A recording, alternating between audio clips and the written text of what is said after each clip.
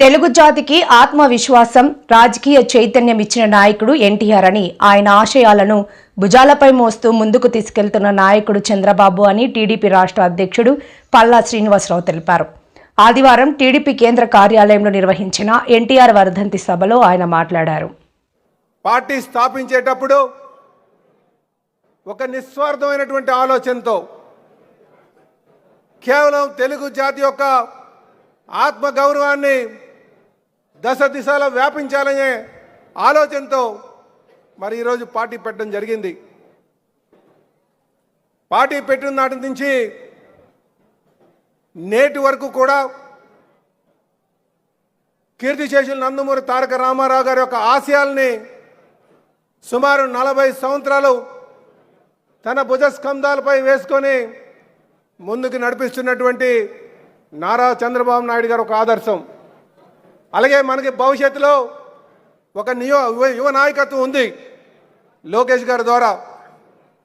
అంటే ఏ పార్టీకి లేనటువంటి నమ్మకం కావచ్చు, భవిష్యత్ నాయకత్వం కావచ్చు, అలాగే ప్రజల యొక్క అవసరాలని గుర్తించేటువంటి నాయకత్వం కావచ్చు, ఈరోజు తెలుగుదేశం పార్టీలో ఉంది.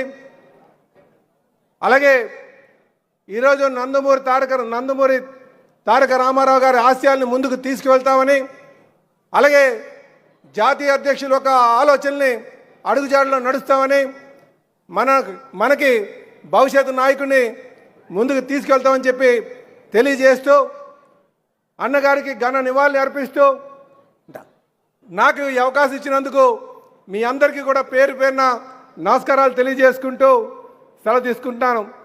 అయితే జాతీయ అధ్యక్షుల వారు మాట్లాడే ముందు ఇక్కడ ఒక ఏవి ప్రజెంట్ చేస్తాం, తర్వాత జాతీయ అధ్యక్షుల వారు మాట్లాడతారు.